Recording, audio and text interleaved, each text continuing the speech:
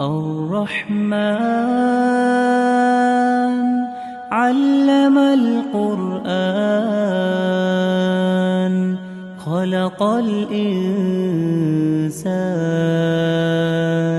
علمه البيان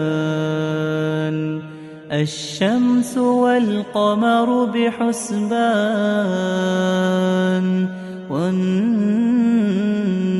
والنجم والشجر يسجدان والسماء رفعها ووضع الميزان ألا تطغوا في الميزان وأقيموا الوزن بالقسط ولا تخسروا الميزان